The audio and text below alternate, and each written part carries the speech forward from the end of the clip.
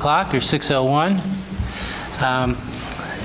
This is a meeting, April 28th meeting of the Bennington Select Board. My name is Jim Sullivan. I am the Vice Chair presiding for the moment for reasons which will become obvious in the near future.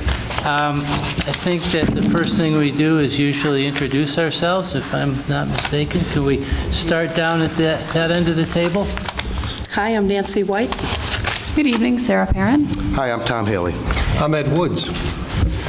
And I remain Clark Adams. Hello, I'm Jackie Matz. Thank you. Ed, could you lead us in the pledge? I can. I pledge allegiance To the flag of the United States of America and to the republic for which it stands, one nation, under God, indivisible, with liberty and justice for all. And Jackie, would you review the vision statement for us? Sure, I'd be pleased to. Bennington is a welcoming, engaged, inclusive, resilient community where everyone, regardless of identity, shares in our vitality and benefits from an outstanding quality of life. Thank you. So the first thing that I need to do is I got a late notice that Jonas Spivak, who is going to speak on expedition to Ticonderoga for item 6 on the agenda, may be running a bit late because he was out of town working on that same project, I believe. So we think that if there are no objections, we would switch agenda items 6 and 7 to give Jonah time to get here. He's running a little late. It's Ninja Path update, switching, going ahead of expedition to Ticonderoga. I'll make a motion that we make that switch to the agenda. Motion by Ed. Is there a second? Second. Second by Jackie. Discussion? All in favor? Aye. Opposed? Okay, that carries unanimously. So items 6 and 7 are switched. The next thing on the agenda is reorganization, which may... Yes. Excuse me, yes, Mr. Clark. Chair. I would respectfully request that we add, I see we have our executive session here as item 12 on the agenda. Okay, yeah. I would respectfully request we amend that to include a discussion of a personnel issue, please. Okay, so we have contract, and we can at least bring that up under the executive session. Thank you, Clark. I appreciate that. Thank you. Okay, so as I was saying, the third item on the agenda is reorganization, which is rings familiar since it was at the last meeting also. But we have to conduct a new vote for election of the Select Board Chair because there was a miscount in the original vote tally. So the nominees for the position of chair were Clark Adams, Tom Haley, and Ed Woods, so nominated at the last meeting. The correct vote tally was Clark Adams 1, Tom Haley 3, Ed Woods 3. So because no candidate received the required majority of 4 votes, we will re-vote until someone receives 4 votes and is elected. Are there any questions or comments from board members on this item? Yes. Clark? Yes, Mr. Chair. I respectfully remove myself from consideration to facilitate this vote, please. Okay, so Clark has removed his name from nomination. Any other comments? I have one comment that I would like to make. First, let me take the opportunity to thank my colleagues on the board for the nomination, for the votes for the chair position. And although I'm sure that tonight's meeting was going to be a ratings booster, I am also going to rescind the acceptance of my nomination for chair so that we can just get back to work. Okay, thank you. I believe that ends that item agenda. Clark and Ed. Well, we have 2 of the nominees withdrawn. We have 1 remaining nominee, Tom Haley. So I'm going to, so that we can actually have a valid vote count, I will call for a vote for I have some questions. Oh, yes, I did not see you. Sorry, Nancy. Well, I was just Go ahead. waiting. When this process is done, are the nominees always made publicly? Meaning, I'm sorry. if I nominated someone and Sarah nominated someone, is that always a public process? The nominations are made in public at the meeting. But we vote secret ballot. Well, we had voted secret ballot at the last meeting because there was a motion that passed to do so. But my question is, I want to understand how this process is supposed to work. Because if we continue to make the nominations publicly, well, you're going to know who we're going to vote for. People nominated vote for themselves. So if the majority of the people, you know publicly who they're voting for, it defeats the purpose of using this secret ballot. So I just want to understand the process if this comes up again next year. Did anybody ever find out how this really works? Honestly, Nancy, I think it works just the way that it was done. People make nominations in public, and then if there is a motion that passes to have a secret ballot, you have a secret ballot. I guess I understand your point that You're going to know where the majority of the people are voting anyways. I mean, if you're going to know if there's 2 nominees, you're going to know how 4 people of the 7 are voting. I think this defeats the purpose. Can I call the question, please? We have a nomination on the floor. I'd like to move on. Thank you. And there were people who had questions about this. Citizens had questions too. I think You've it's heard their the right to answers, be able to Nancy. ask. The motion was made last time to vote by written ballot. That motion carried. If that were to be the practice again, the same process would have to be followed. Tonight, we have a different issue at hand, and that is the finishing of that reorganization. And many citizens have asked going forward, how would ballots be voted next time around? So I'm going to end the discussion with this comment that the nominations will be made in public, and the votes would be made in public unless a motion is made that passes that it be conducted by secret ballot. So there being no such motion at this point, I would ask for all those in favor of Tom Haley for chair to please indicate by raising your hand, saying aye. Aye. Aye. Aye with that explanation. Aye with explanation. Oh, okay. There being no further nominees, Sarah, go ahead. Yes, I just want to state that Tom is not the person who I voted for last time, as in I was not in favor of voting for secret ballot. Thank you. Thank you. We have 7 votes in favor of Tom Haley for chair, so Tom Haley has been elected chair of the Select Board, and I will gladly turn the meeting over to you, Mr. Chair. All right, thank you. And now to business. We will move on to the consent agenda, which consists of the minutes of April 14th, the warrants, and the licenses. For the purpose of discussion, could I have a motion to accept, please? I'd like a motion to accept, please. Second? And is there any discussion?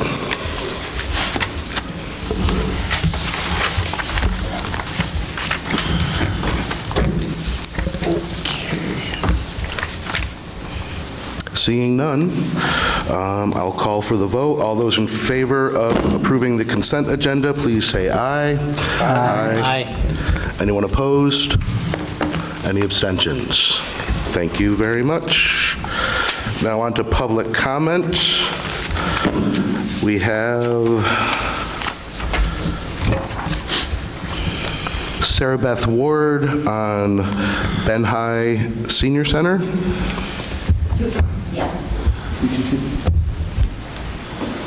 Sarah Beth Ward from Bennington.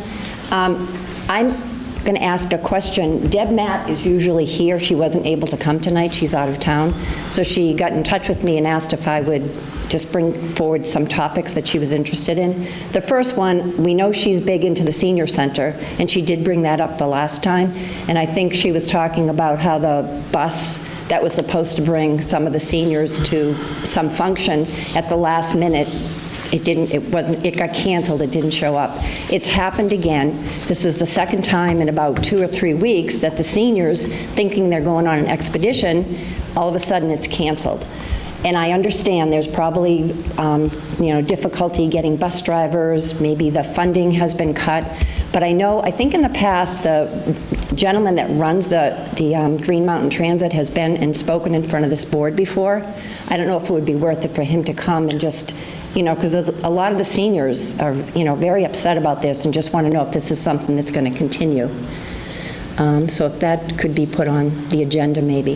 The second thing she had a question on was Ben High. Is it totally signed and ready to start?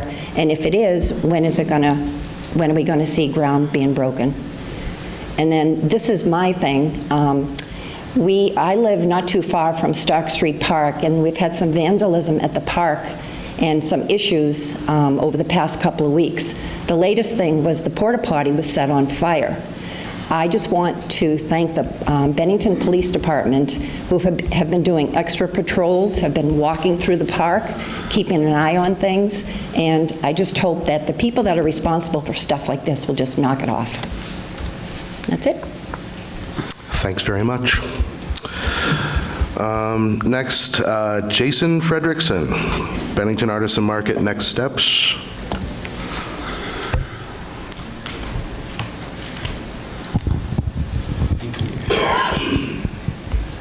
Jason Frederickson, Bennington, Vermont. Good evening, Select Board members, town leaders, and our Bennington community, and to the friends, neighbors, and visitors who help make this town thrive. Tonight, I'm excited to share some important updates on the progress of the Bennington Artisan Market, BAM, a project that honors our creative past while looking ahead to an even more vibrant future, not just for Bennington, but for the entire region that we proudly anchor. The letter of intent to purchase the business assets of Jay's Art Shop and Frame Gallery has been signed, lease terms are ready, and a store-wide sale is being scheduled. Proceeds from the sale will help launch BAM, preserving a downtown tradition with new energy and purpose.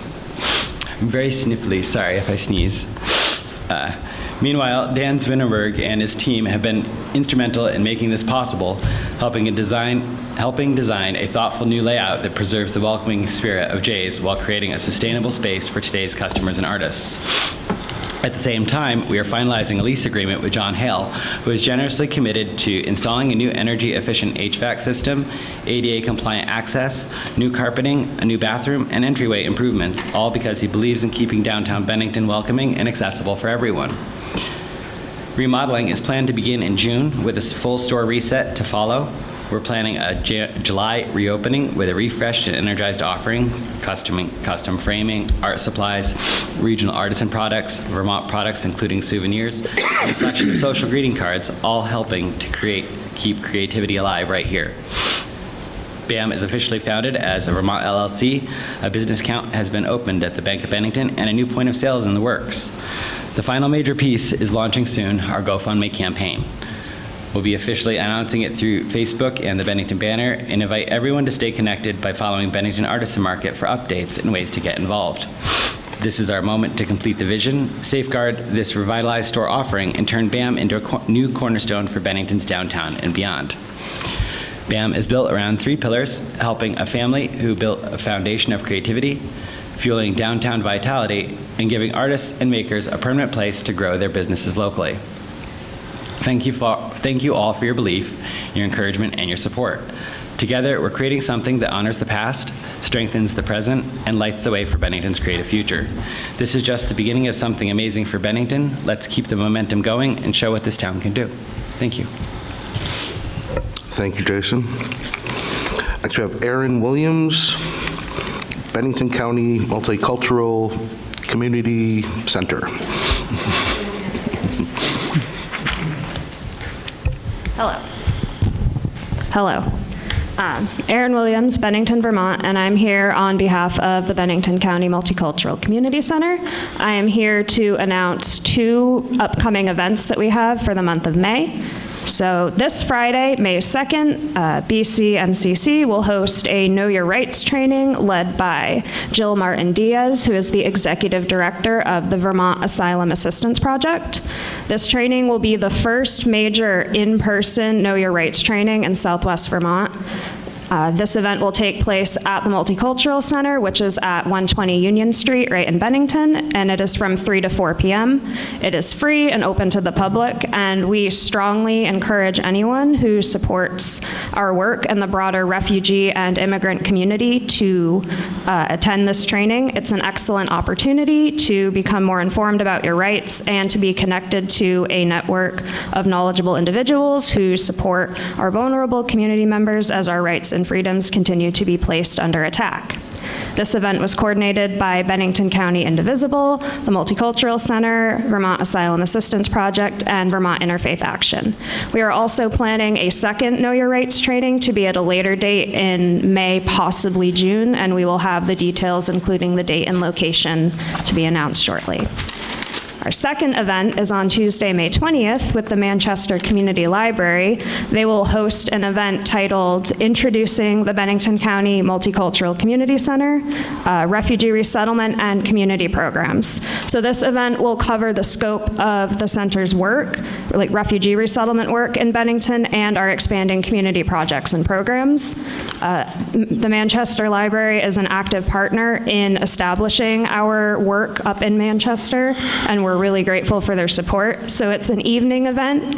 The date or the time has not been determined yet, but we will announce it as soon as it's fleshed out, and it will take place at the library, which is 138 Cemetery Ave in Manchester Center. Once again, it's free, open to the public, and everyone's invited. So thank you. I believe Ned Perkins already let us know after I got the sheet that he wished to speak, so I'll call on him next. Yeah, Ned Perkins, Bennington. First of all, congratulations again, and congratulations to the whole board. I wish you the best. I noted that the town has recently signed a contract to undertake a town-wide real estate reappraisal, and I think this is a good thing, which needs to be done periodically to keep our taxes apportioned fairly. My understanding is that the town has a reserve fund of over $1 million to pay for this reappraisal, but it looks like it's going to cost about $700,000. So my question is, what's going to happen to the extra $300,000 surplus? And is there some way that this board or the town manager or our financial team or maybe our state reps can figure out a way to return these excess funds to the taxpayers or to use it in some productive way to lessen our tax burden? Thank you. Anyone else wish to speak that didn't get a chance to sign up? Okay, Stu, there are a couple questions in there I think you could take a swing at. The surplus from the reappraisal, and any updates on Ben High? Ben High does have, as far as I know anyway, it does have all of the funding in place. They are moving forward with the proposed closing. Potentially, right now, it should happen next week. We know of no instance that will prevent it from happening. It's just a very complex issue, and people are working very hard, not only town staff, but folks with Zach Hale and all of the individuals and banks involved to bring this to fruition. So this will happen potentially as early as next week. We will have a formal closing on the property. The reappraisal funds, it's an interesting question, Ned. One that I also have some questions about. The monies that come to us from the state of Vermont to the tune of about $41,000 a year. They have been coming to us for a number of years in order to build a $1 million reserve fund for reappraisal. In the past, we have attempted to use those funds for Lister-related activities. And we've been told by the property valuation and review folks at the state that we can't use them for that. We can only use them for reappraisal activities. We have since reached out to them to see about upgrading our mapping so that we would be better prepared for the reappraisal. They have told us that that is allowed because it is tied to the reappraisal. We also understand that any legal fees or appeal fees that are associated with the reappraisal can also use those funds. So there should be absolutely no impact on the taxpayer from the reappraisal, at least from taxpayer dollars. As to whatever excess remains, I don't have an answer for you, Ned. We will have to get legislative activity on that. I don't know what other towns are facing. I don't know whether they in fact have a similar reserve to what we have, but we will follow whatever the law says, but certainly I think we can advocate for the money to be returned to the taxpayers. The difficulty will be determined which taxpayers we get it back to. It came to us from the state of Vermont's taxpayers. So we can't argue that it's necessarily our money, but that's a great question. It's one that I've been thinking about since we got the bid. And I give it back to the state. I tend to hold those funds rather dear, but it may be that is what we ultimately do. But that's the best answer I've got for you. I have a question, Mr. Chairman, for the town manager. These funds, even as they stand now, are the surplus after this contract is let. Are they being held in an interest-bearing instrument or no? The individual funds, per se, the reappraisal monies, they actually may be because they're a sufficient size. We have a number of investment that we use, money markets and other things, that where we are making interest on those funds. Overall, I would say there is some interest coming because we have those funds. Whether or not they're tied directly to the reappraisal funds or not, I can't answer that. That's a question for my finance director. Okay, I'm just wondering, keeping in line with Mr. Perkins' concern, if we have this money and we are able to make some money with it lawfully, that'd be a wonderful idea. Since interest rates have been high over the last several years, we have made substantial monies because we are investing those in interest-bearing accounts. So yes, is it tied directly to that fund? I would probably say no, but overall we are making money on our investments. Quick question for that. Stu, did we, as a town, put some money into that reserve also? No. Okay. All right, moving on. Next. One quick question. Are we going to designate somebody to represent the seniors with Green Mountain Bus? I'm going to give the director at the Green Mountain Bus Depot a phone call tomorrow, and we'll take it from there. Because Debbie did bring it up in detail. Yeah, she did, and I also, and happening twice does raise a concern for me as well. And it's happened in the past, too. Then they may need to restructure how they do things, in my view. But I haven't heard his side of the story, so I can't really comment at this point. Okay, so next, Ninja Path update. We have Dan Monks, and I think I saw Mark Anders come in. There he is.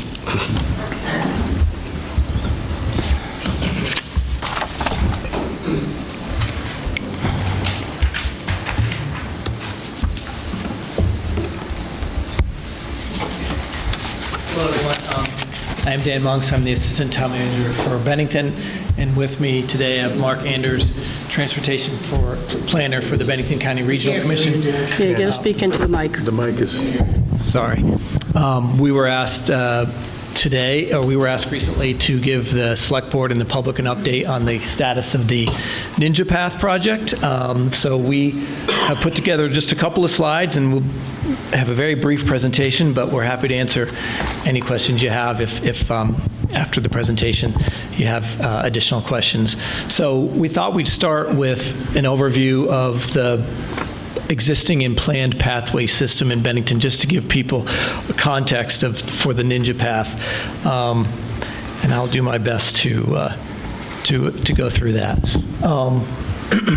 Folks will recognize the East Road and Kosher Drive path that's existing, as well as the Riverwalk downtown, and then the rail trail, which is recently completed. So those are existing pathways in our system already, and we also have existing pathways behind Walmart Plaza that connects to the temporary Ninja Trail, as well as pathways that connect to the Silk Road intersection that connects to the temporary Ninja Path in this location, which is not paved at this time. It's just a dirt path in this location. The overall plan is to have a north-south corridor that runs all the way from the trolley trail, or the former trolley line trail, down to, is that Foster Drive, Mark? Fuller, excuse me, Fuller, thank you, Fuller Road, and then up through the college into North Bennington. So that entire corridor was named by the Planning Commission and accepted by the Select Board as the Walloomsac Valley Pathway. It does have several segments already in existence, as I mentioned, but the vision, the grand vision, just wanted to make sure that folks kind of understood what we are working for, is to have that north-south corridor with several east-west connections. But that is kind of the overall vision of the pathway system. There are several areas in here around Hicks Avenue and Benmont where we'd like to link up the rail trail to the Ninja to make that a seamless connection, and we will be working on those as well in the future. So since today's meeting is focused on the Ninja Path, our next slide, Mark, can you just forward that?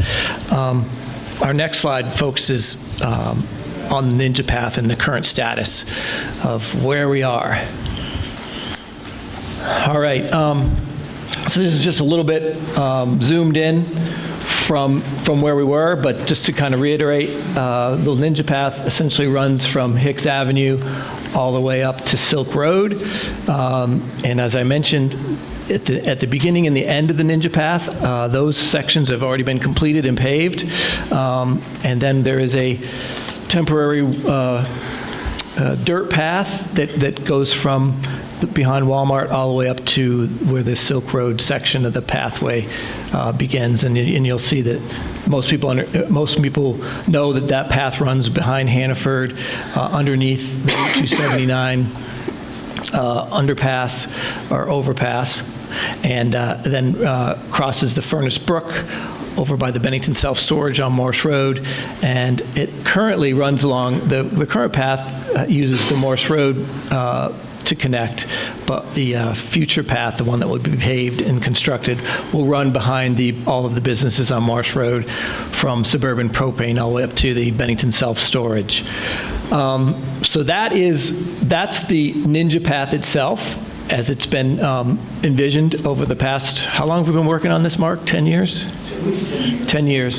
And some history, the Ninja Path, the reason it's called the Ninja Path is that it was a bunch of secretive volunteers known as the Ninjas were the first ones to kind of cut this path in through the honeysuckle, thick honeysuckle underbrush, and get permission from property owners, et cetera.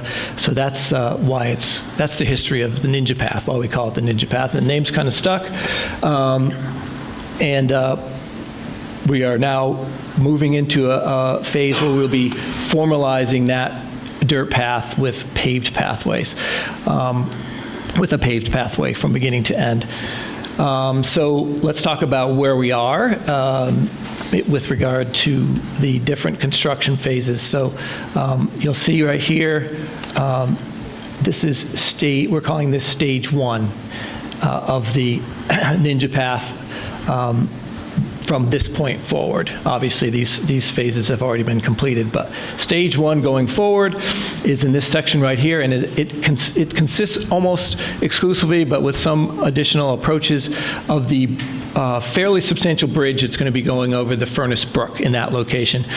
Folks who are familiar with the Ninja Path know that we have a very simple, primitive wooden bridge, which seems to work fine.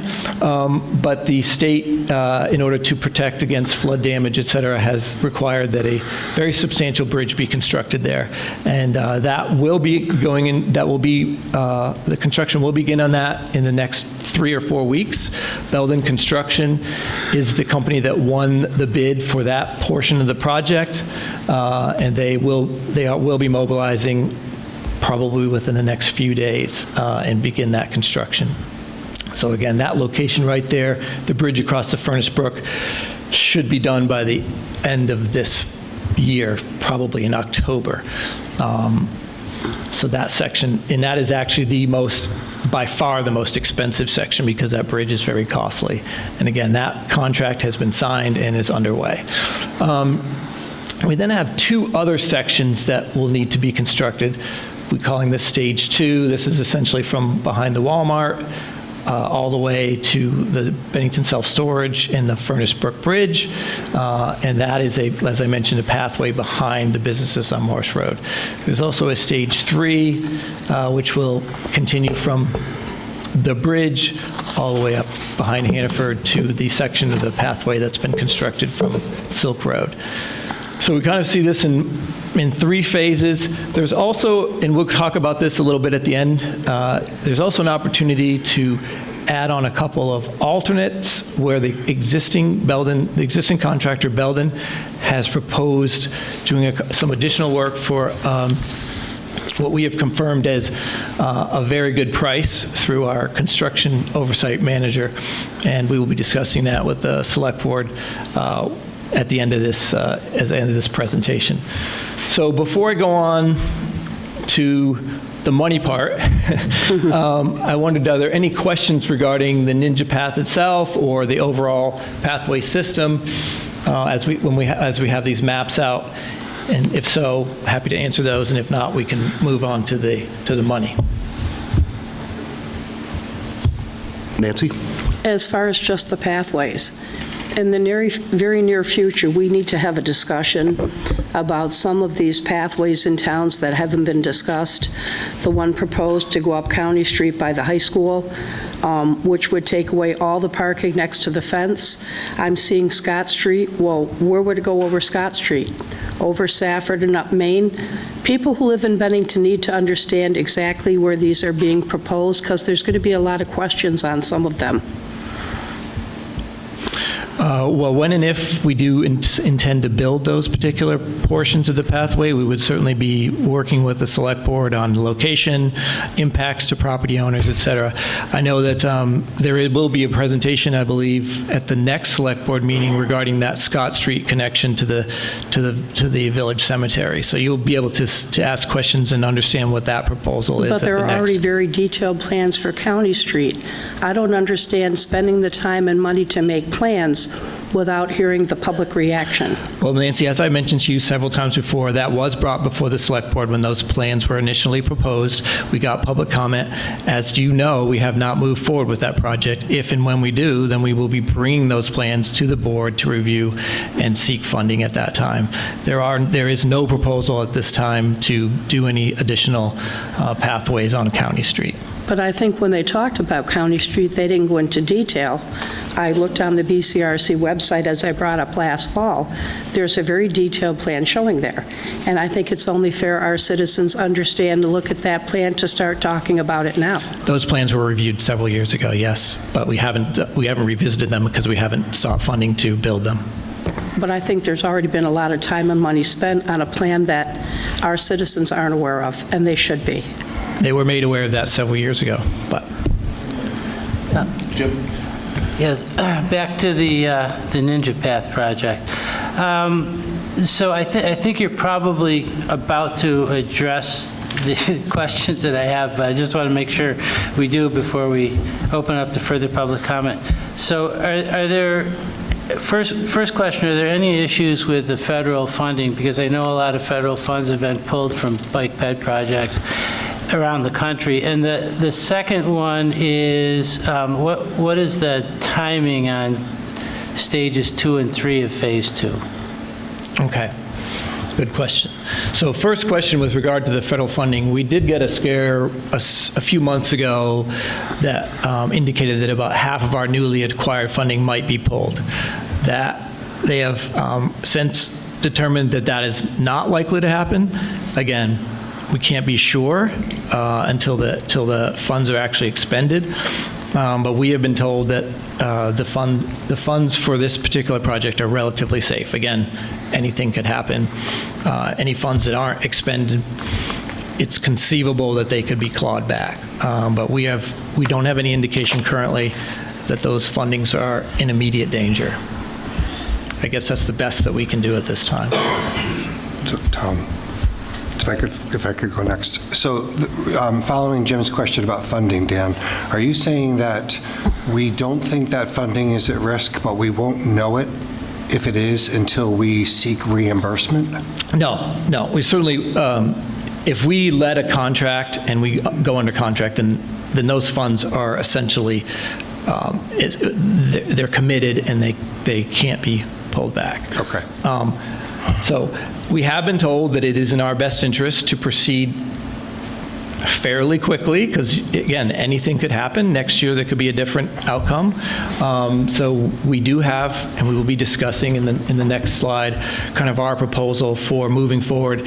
And Jim, I'll address your question about stage 2 and 3 at the next slide. Definitely. So I have one more follow-up question, and that is, this is a housekeeping question. Regarding the pathways that are in existence, and I'm pointing to Green Phase 1, does Walmart own the property that the path is on around their parking lot? So actually, that's a really good question. This particular portion of the path was constructed as part of an Act 250 condition. Yep. And Walmart was required to construct it and maintain it. Now, it's conceivable that once the entire pathway is done, we might say, you know what, makes sense for the town to have an easement and maintain that and to make sure that there's consistent maintenance throughout the entire project. But for now, that remains in private hands. This is a town easement from Silk Road to Hannaford. So what happens when voters seek us out regarding the condition of that current path? The Walmart path? Yeah. Let us know, and Okay, I'm letting you know. we do have regular discussions with the folks that maintain the Walmart parking lot and that pathway. And in the springtime especially, it's very noticeable that there's a lot of trash and garbage that blows into that area from the Walmart parking lot. It definitely is a wind issue, and springtime is the worst time, I'm sure. I have some pictures of it if you're interested in part of your Yeah, that would be great. If you could email those to us, I could give will. those to Bridget, and she's very good at chasing those folks down. So, so then the other thing that's related to that is there is a fair population of homeless people in that area? We are working with the property owner at this time. Thank you. Yes.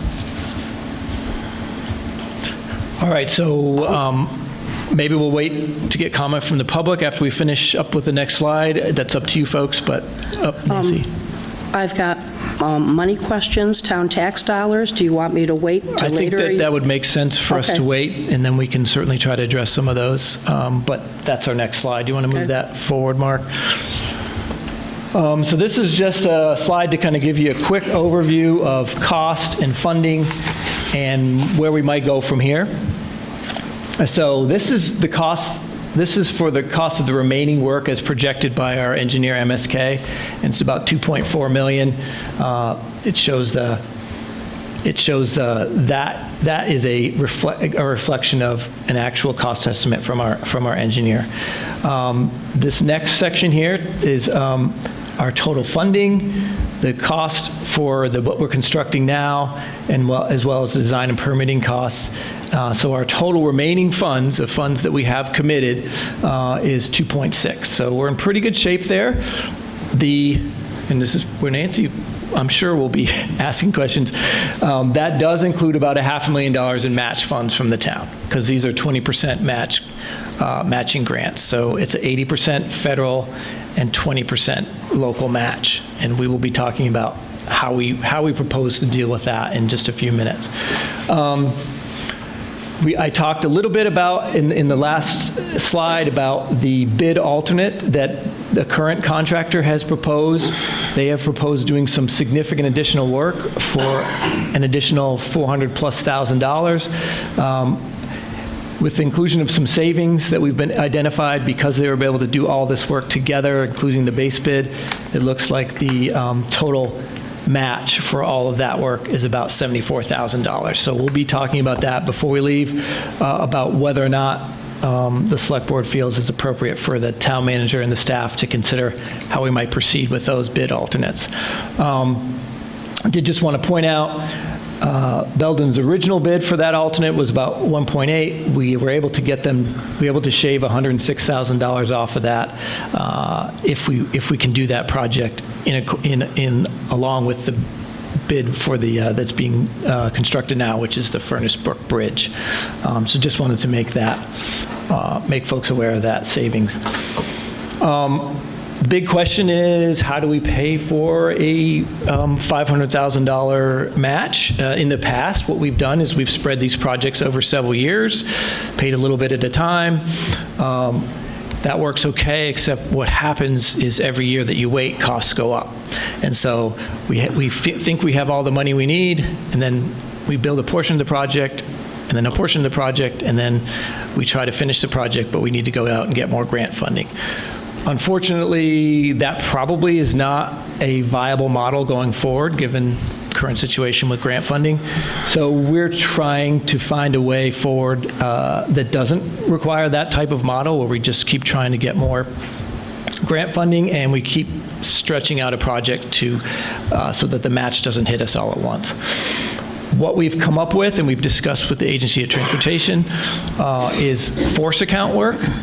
And what a force account work is that what happens is the town, with its own crew and equipment and materials, constructs the project and then gets reimbursed through the grant money at an 80-20. So in other words, 80% of our expenditures would be reimbursed to the town.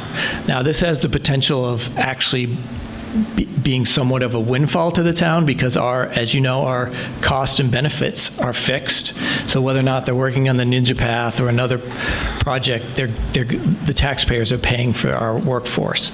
And if the workforce is working on a project that we get reimbursed for, then 80% of those of those salaries, benefits, and overhead comes back to the town, which could be a significant savings. And we would definitely be able to, based on our initial projections, not have to come up with a cash match if we were to do it in that way. There's a lot of work that goes into that, a lot of convincing to VTrans and the Federal Highway Administration that the town not only has the capability, but that the amount charged is a cost savings. We're not worried about that, because our costs will come in significantly lower than any contractor. But we do have to get approval from VTrans and FHWA. So it's not a guaranteed way forward, but we do believe that our DPW department has the capability to do it, and what we'll need to do is make sure that they have the time to do it, and it would have to become a priority for this board and for the staff. I am working with the DPW director to start to come up with cost estimates that we could submit to the state to try to get approved. We would really like, to Jim's question, we would really like to do stage 2, which is the section behind Morse Road, within the next 2 construction seasons, if not late in this construction season. That's probably a stretch given the commitments they already have. And then we would like to follow that with the 3rd stage, which would connect the bridge to the Silk Road area. So that's our plan for stage 1 and 2, stage 2 and 3. I just want to be clear, because the force account discussion is really important. So you're talking about force account work on stages 2 and 3, and for working with another contractor to do that, or just doing all of it? Or We believe that we can do almost all of the work with our crews for stage 2 and 3. Yeah, that we might have to sub some work out. For instance, there is a small bridge across a drainage ditch behind the Hannaford that we probably would sub out that bridge, although we have the ability to do all the abutment work, et cetera, with our new bridge crew, which most municipalities don't have. So that is our hope moving forward, that we could do that, therefore avoiding significant, if any, impact on the local taxpayer. And again, I said there's lots of hoops to jump through to get VTrans and FHWA to do this, because this is not typical for them. But we think we can show such a significant savings that it'd be virtually irresponsible for them not to work with us to try to make that happen. So going along with that, the last item that we would like to have you consider tonight is the bid alternates here. Because Belden has given us a significantly reduced price to do this additional work, and that additional work would essentially extend the where the Furnace Brook Bridge ends, extend the pathway to underneath the Route 279. Do you want to put it back to the map so I can show the work again? So the bridge is right here. The alternate work would be extension almost to halfway to the Route 279 underpass, and then it would bring an extension out to a road out, or a pathway out to Morse Road, which is a requirement of the state for access to the path. So what we would like the board to consider is allowing us to authorize Belden to do that alternate work if the town manager and the finance manager can find the $75,000 match from additional interest money that we didn't expect, or other sources. So that would be our ask this evening with regard to that. As far as the force account work is concerned, we're going to work on that, and if we can do that, we'll obviously let you know that we've been approved and try to get your approval, but we're not at the point now where we could ask to proceed with that work because we don't have approval from the state. Tom, can I just ask if we can go back to the financial slide, and then can we blow it up at all? The next slide. Yeah. Is there any way to enlarge that? I think there should be yeah. Thank you. That wasn't in my packet. Did anybody else get the financial? No, that wasn't in your packet, Nancy. Well, why would we not have had the financial? Because well, we're looking at it now. Yeah, we didn't have those numbers finalized until recently.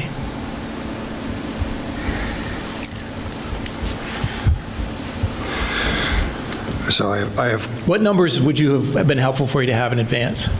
Well, I'll just point out, there's never been voter approval for our taxpayers to pay $500,000, $400,000, or $300,000. Nancy, that's why when you budget, if we were going to proceed with these projects, you'd have to include that in the budget. I think it was 3 years ago. Officials were very clear publicly. They wanted to put $40,000 in the town budget for the River Walkway, and they asked for voter support. If this was all very upfront, the voters said yes and passed the budget. How do you go from voter approval for $40,000 to $500,000? It's never been on a ballot. Stu announced this last September. I'm the one that said there's a 20% local match. This is going to cost our taxpayers $400,000. I brought it up a couple of times during the year. Nobody wanted to talk about it. So where is this money going to come from, Dan? Can I call the question? We're talking about it now. And I think it's about 6 months too late. So Nancy, I think I just went through a very detailed explanation of how we might be able to do this with force account work, where we would actually, the town would actually receive funds as opposed to expend funds. Right. I'm not saying that could happen, but that is our proposal, that we continue to work on that. Just for confirmation, the $500,000 match is in the budget? So the $500,000 match, Mark, correct me if I'm wrong, is included in the total funds remaining. Is that correct? Yeah. So, yes. So we already have the 500,000? We do not, but when we do not have the 500,000 in the bank. But for instance, whenever you get a grant, they always include the match as the full amount of the grant. Yep. So that's why we want to make sure that's why we point out that 2.6 includes about $500,000 in local match money that we would need to have this board approve if we were to proceed in a purely private contractor fashion. And that could happen over 5 years, it could happen over a couple years, or we could try to pursue this type of force account work. And do we need the money secured before we start the project? No. Okay. Dan, just to further discuss the match amount, I believe that when the municipality accepts a grant, they commit to providing the match funding. Is that true? That's true. So actually, in this particular situation, it's even more, I guess, more of a commitment. As soon as the town accepted funds for any portion of the Ninja, the commitment was made to complete the project or return all federal and state funds expended on the project. So given that the amount of money that we've already expended, in order to abandon this project, we would have to give back well over $1 million to the federal government and the state and get nothing further for it than what we already have. So for $500,000, we can complete the project. We can abandon the project for over $1 million. So it just doesn't make any fiscal sense not to work forward to try to finish this project. And we believe we have identified a win-win for the local taxpayer, the state taxpayer, and the federal taxpayer by pursuing force account. And again, we may find out in 6 months that the state's just not going to go there, but we feel like we have to have a pretty compelling argument, given that it is allowed, that we should be permitted to proceed in that fashion if the select board so desires. So this is an additional grant that we'll apply for? No, we're not seeking any additional funding at this time. What we're seeking is the ability to proceed under a force account as opposed to hiring a private contractor to do it. In other words, using town resources and labor instead of contracting for private labor. And so, but we need to make the decision now before you're able to confirm if you're able to use that force account? Nope, we don't need anything from the board tonight, unless you were to say, nope, we don't want to do force account, we want to do private contractor, don't bother pursuing that. But assuming that we don't get that this evening, we're going to continue to work on the force account process, getting estimates, talking to VTrans and FHWA, attempting to get approval for that force account work. If you'll remember, some of you, when we did Irene, a lot of the work we did was force account work. The town went in and did the work, and then we asked FEMA for reimbursement. So it's similar to that, but not an emergency, not in response to emergency. Clark, you had something? I do. I have one other thing that comes to mind from other experiences in other states. Their State National Guard actually has construction-type units that actually do community improvement activities as part of their training. They have the capability to do these things at no expense to the communities. And I don't know, maybe not this project, but it's something in your role that maybe the idea of speaking to someone in Montpelier with the Guard Bureau about what they have available, what they're willing to participate in to help not just the community, but more importantly, a bottom line. If these folks will come down here and do a bunch of this work gratis, I think that's something we should explore.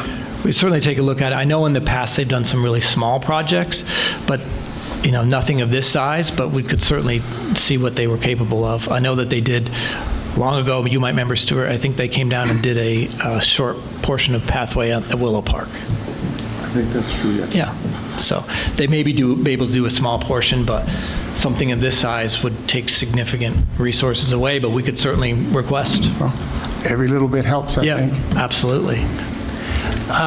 Thanks. Just one other thing. I mean, I'm really interested in any public comment too, but as far as the force account work on stages 2 and 3, I mean, anyone who's familiar with this corridor, I think, would know that those are relatively easy to construct. Very too. straightforward. Given the landscape there's not a lot of issues. It's really that stage one and the alternate that's more complicated and expensive. I would think, I mean, I know what dealing with the state is like on these things, but I would think that the relative simplicity of construction, I hope, would argue in favor of the force account work too. We might need some of you folks to make some calls for us, but we'll see. And Dan, I was wondering, we already have a number of projects going on where we're doing in-kind work as part of grant proposals. Are we fairly confident that our guys can take on this additional? Well, I wasn't until I didn't assume that this could be done. I have spoken with the DPW director, and he has indicated that he can, if he has adequate time to schedule. In other words, we're not going to ask him to do it next month or maybe even the month after. It might not even be till next spring.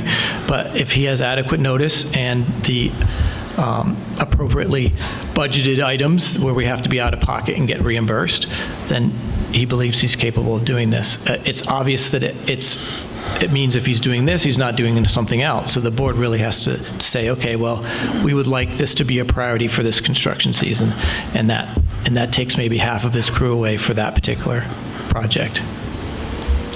But yes, it really is a question of capacity for our folks, and I've asked that question, and as Jim has mentioned, this is in their wheelhouse. They know how to pave roads, so they know how to pave pathways. The only wrinkle on this one is that the required pavement is a little unique. It's called a porous pavement, and it supposedly allows water to pass through it so as to avoid stormwater issues. So they don't have a lot of experience with that, but they have seen it in other locations, and it's used as the same equipment, so they should be able to handle it. So I still need you to clarify. Depending on what section of the pathway, you don't need voter approval to spend town taxes? Nancy, I'm not sure. You're going to have to ask Stuart. I don't understand your question. I'm not sure what you're asking. Well, it was, I think, 3 years ago, the $40,000 in town taxes that they wanted for the River Walkway. It was discussed publicly. It was, you go on the ballot, you'd see it in the budget. They asked for voter approval. The voters said yes. That was $40,000. That $40,000 was included in the budget proposal. That's correct. But the public knew about that, and they said, please pass the budget. We'd like this $40,000 extra for the walkway. Again, you're talking, well, I guess it's $500,000 now. I thought it was $400,000 last September. The grant was between $400,000 and $500,000. I rounded up because it's a really large number. So, but I still don't understand.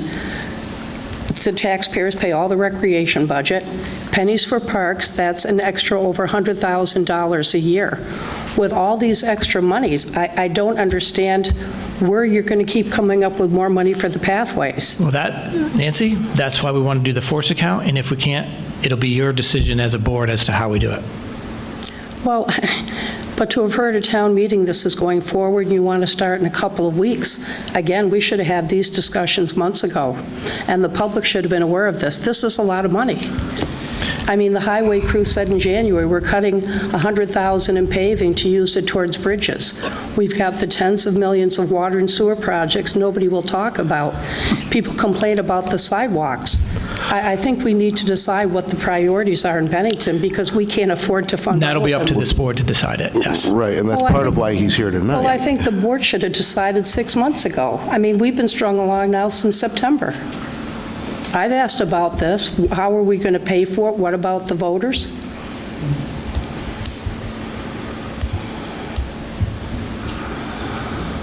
Does this get open up to the audience at all?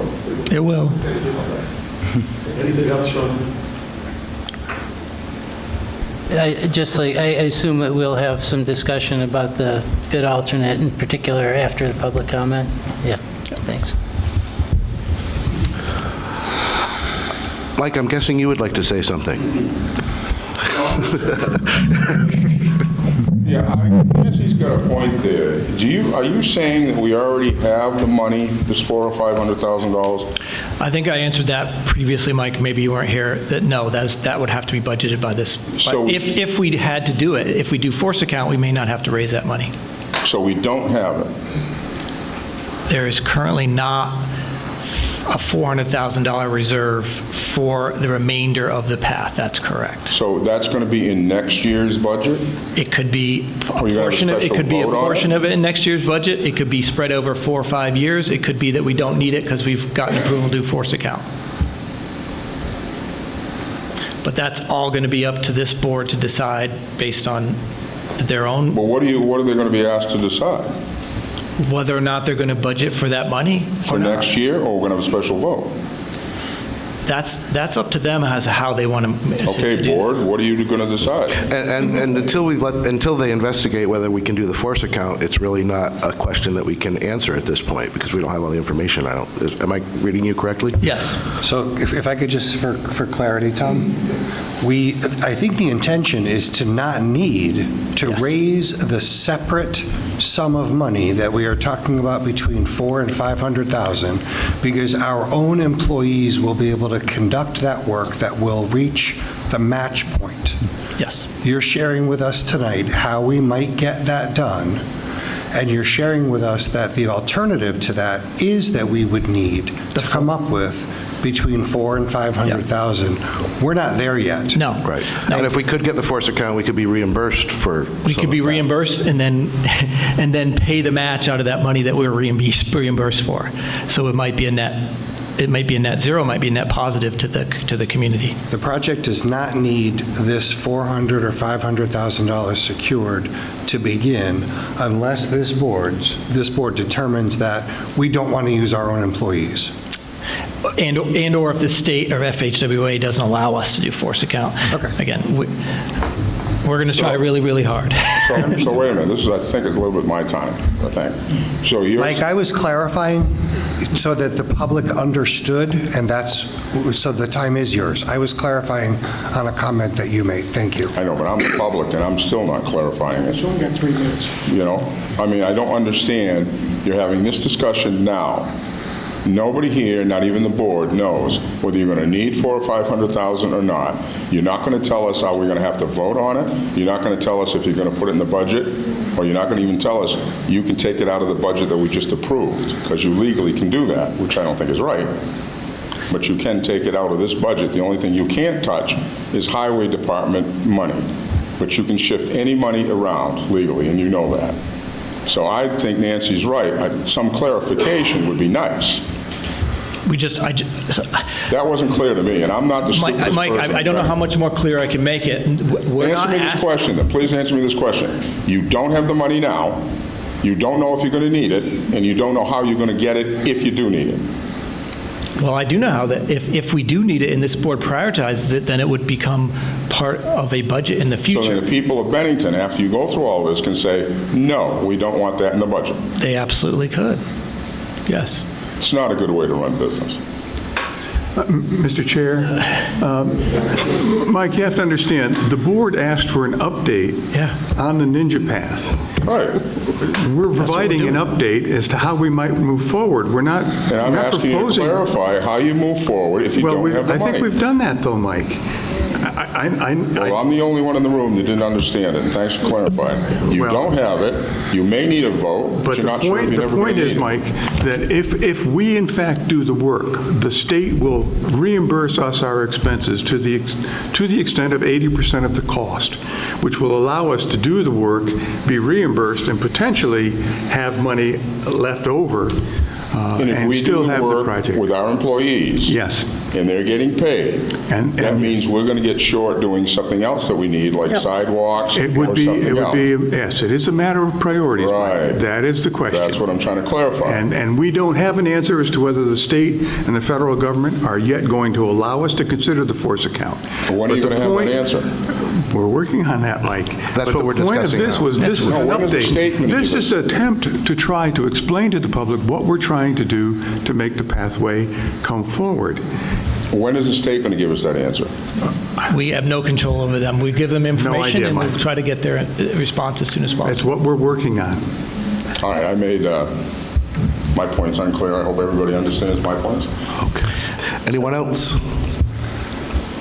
Yeah, I got a couple of questions. Come on up.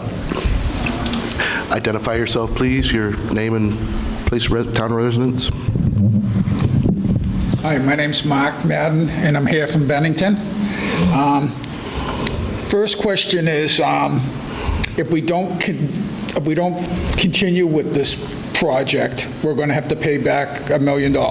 Yes, that is a commitment that this community made when they first started this project, that if you don't proceed with the project, then you have to pay back the state and federal money, which just makes sense. Why would the state and federal governments give you money if you're not going to do the project? And we are waiting on to find out whether or not we're going to have funding for this from the state. Actually, no, all the funding that you see there has already been committed except for the match. I thought you said there was some funding that we were waiting for approval or something?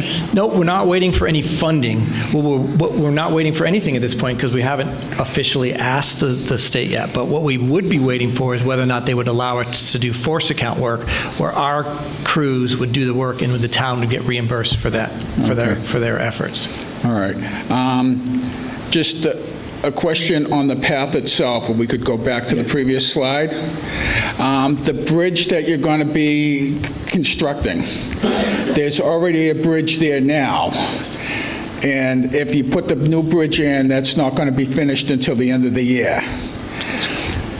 Is that section from Hannaford's up to the bridge going to be, would you be able to continue? Are they going to be side by side, or are you going to be taking up the wooden bridge and that whole section is basically, it's just like you go down and then you have to turn all the way back? Yeah, unfortunately, because of the contractor needs complete control of that area to build this bridge and to do the improvements, once they begin their work, that area, that portion of the path will be closed for several months. And that is an unfortunate. So there's no use using any of that section from Hannaford's all the way down to the bridge.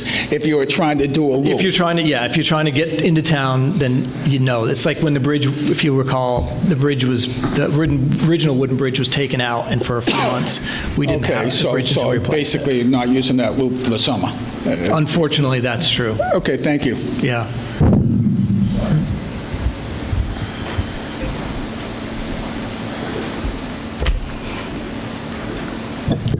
I'm Bill Karras. I'm pretty keen about the bike trail, or the multi-use path. At first, I think it's a screaming deal. I want to point out that it's 80% paid for, and it's a really valuable resource to the community. The stretch along the rail trail is pretty well utilized by bikers commuting through town, just folks out for a stroll, joggers getting some exercise, people on scooters and skateboards, and young families like mine with kids learning to ride bikes. And it's conveniently adjacent to the Tasty Freeze. But as we get older and have a little more stamina, it'd be really nice to have even more connectivity, even more access.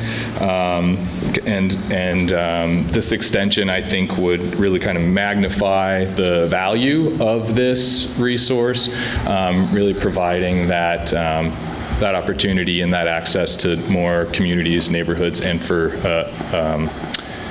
maybe for more mileage. And so I just wanted to put my support behind this. Thank you. Thank you, Bill. Thank you.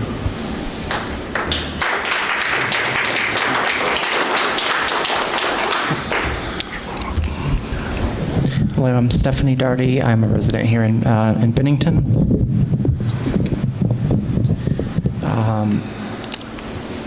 As a visually impaired cyclist without a driver's license, this is a very important project to me. This provides really the only viable alternative to a very busy, heavily trafficked section of 40-mile-an-hour roadway to access the Hannaford, the Home Depot, all the businesses up there, and really it completes a connection from the downtown,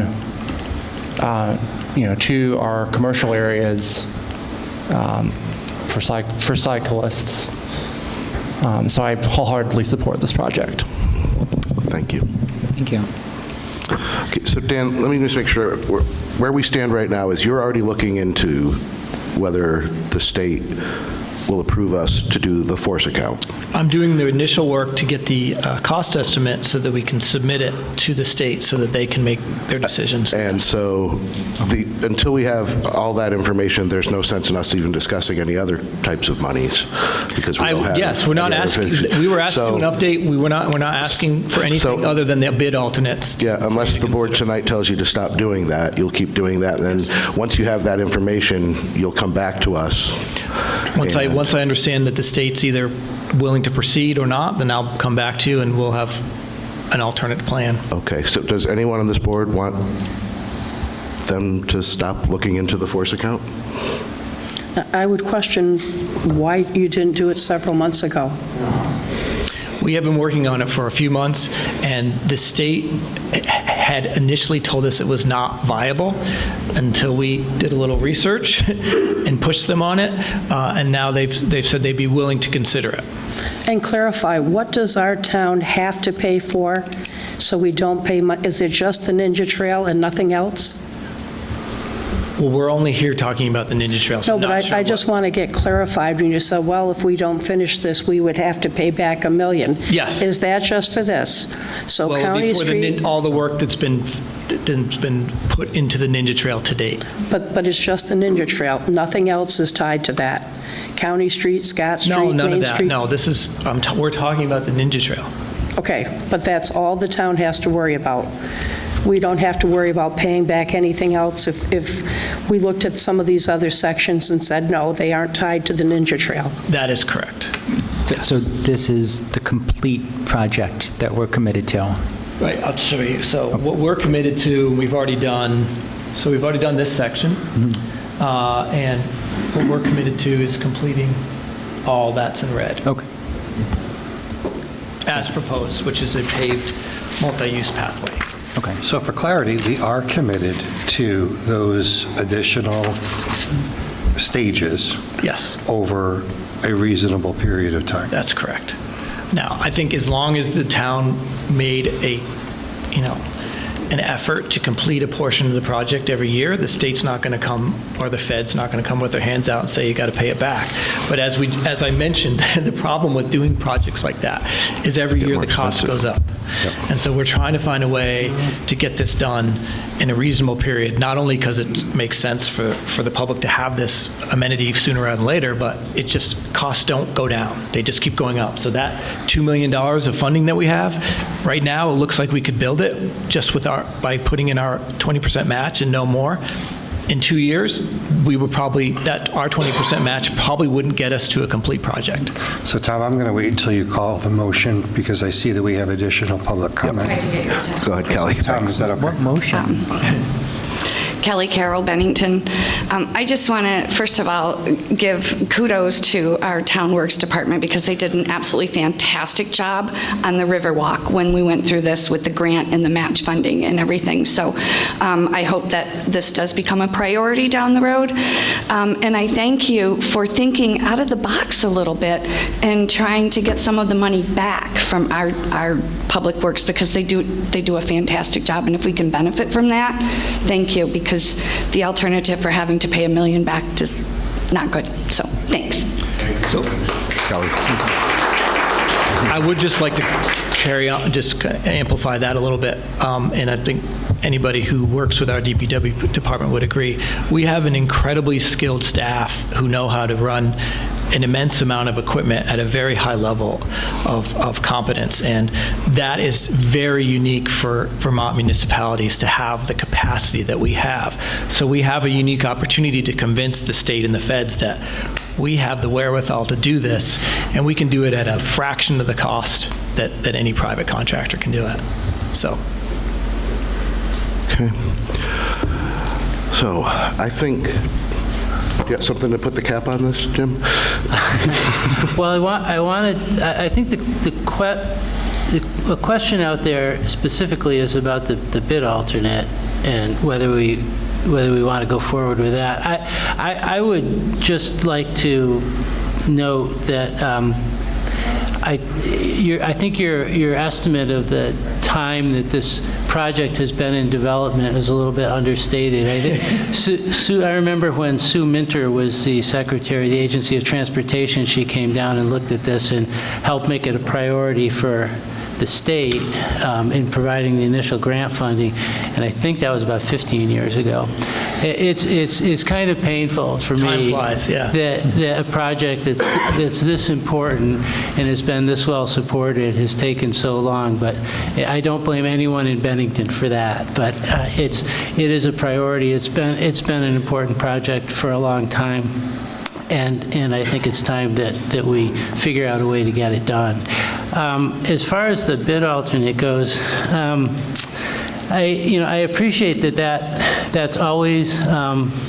It looks like, oh boy, there's some money to spend this year that we hadn't really anticipated. But as you noted, the price is really quite good and competitive. I have to believe that since you've got a construction contractor who's already going to be in there working on the area in and around the bridge, the mobilization costs are going to be a lot less this year than they would be for any future work. And that's also the part of the project that would be most difficult for the town to do by force account. So I think it really seems to me to make a lot of sense to pull those two sections out in the bid alternates and get those done as part of the stage 1 contract. So Jim, that would be our recommendation, just assuming that Stuart and the finance director could find adequate funds. That would be our recommendation, because we do think it's the biggest bang for the buck. Do you need anything from this board tonight? All I would need is if the majority of the board authorized Stuart to investigate whether or not there are sufficient funds to proceed with the bid alternate, that you would authorize him to sign an amendment to that contract. Tom, I'd like to make that motion whenever we're ready to call a motion. I'm ready to hear a motion. So I make a motion that this board authorize the staff to continue investigating whether or not this can be completed, including the bid alternate piece. And I would ask further that not only to investigate, but if found to be feasible, that we're authorized to proceed with an amendment. Yes, please. Have a second? A second. Okay, any further discussion? All right, hearing none. All those in favor, please signify by raising your hand, saying aye. Aye. Opposed? All right. Thanks very much, Dan. Thank you for everybody here that came out tonight. We really appreciate your support. Thank you, Dan. Nancy, I think that was unanimous with Sarah recusing. Just want to make sure you had that. Thank you. All right, I see we have some uniquely dressed gentlemen in the audience, who I assume are part of the next part of our program. We have Jonas Spizak telling us about the expedition to Ticonderoga. I'm going to start by introducing my two fellow Green Mountain boys. The tall one here, this is Jim Thatch from Bennington, our modern-day Ethan Allen. Also with us today, Mike Cutler of Bennington, also known as Colonial Man, our very own colonial superstar. And I myself, I'm Jonas Spivak. I'm the communications coordinator for the town of Bennington. And in addition to this funny hat I'm wearing tonight, I wear many other hats. I'm the select board appointed liaison to the Vermont 250th effort and our local 250th efforts. I've also been appointed by Governor Scott to be on the Vermont 250th Commission, and I also am the chair of the Bennington 250th Anniversary Planning Committee. So a lot of hats, and my favorite one I'm on wearing today. So if you were paying attention, you may have heard just 9 days ago, the shot heard round the world, Lexington and Concord, and the start of the American Revolution, the 250th anniversary. Tell me, Ethan, what was your feelings after hearing about Lexington and Concord? The first systematic and bloody attempt at Lexington and Concord to enslave America thoroughly electrified my mind, and I am fully determined to take part with my country. Thank you for that actual quote from Ethan Allen. Today is the 250th anniversary of What Comes Next. So the Revolutionary War has begun. 9 days later, on April 28th, today, 250 years ago, in Connecticut, an effort was made for a bold and daring plan to capture Fort Ticonderoga. Today, I went to Hartford along with Colonial Man for a very special ceremony. Colonial Man, could you tell us a little bit about that? Sure. So I ventured to a new state today, Connecticut. Went through Massachusetts. It was very exciting. And learned some new history, that the start of the capture to Fort Ticonderoga began in Hartford with about 300 pounds, money, to enlist the Green Mountain Boys to go capture the fort, and which will happen on May 10th. So it's very exciting. We traveled back from Hartford through Salisbury, the original route of Ethan Allen, then to Sheffield, through Pittsfield, and now to Bennington, and then we will continue northward to Castleton and to the fort. And to give credit where credit is due, and perhaps not due, although Ethan is rarely averse to taking credit, I would mention it was Edward Mott who had come from Hartford, and he didn't actually meet Ethan Allen until Bennington. And of course, this is Bennington's moment on the national stage of this incredible story. As part of this commemoration ceremony in Hartford today, we did share the Expedition to Ticonderoga powder horn, which is a commemorative horn that's been created for this event. And we are basically inscribing the names of the towns along the route to Ticonderoga as we follow in the footsteps of that initial path. So, you've heard about the start of the expedition today in Hartford, Connecticut, and as Colonial Man described to us, traveling right up towards the New Hampshire grants. But what happens then, if I can find the right piece of paper, this coming weekend, on May 3rd and 4th, that's our expedition to Ticonderoga. This is the 250th anniversary of Ed Mott from Connecticut meeting up with Ethan Allen in Old Bennington at the Catamount Tavern to enlist him for this bold plan. So I'm holding up a brochure that is available online and also will be available at all these locations throughout the weekend. What it shows is a map of all of southwestern Vermont. You can visit 10 different historic sites throughout our area, as well as 5 History Quest locations that you could discover yourself using your GPS device. There are little spots where you can get your map stamped as you visit these various locations. It's to encourage you to visit as many places and sites as you can over these 2 days. Everything from opening ceremony in Pownell starting on Saturday morning. There will be the Southern Vermont Homebrew Festival also on Saturday featuring 250th themed beers. And at the Galusha House, the Jonas Galusha House in Shasbury, we're going to be having a full-blown reenactor encampment with drills and musters throughout the day, as well as a skirmish and large muster at 4 p.m. on Saturday.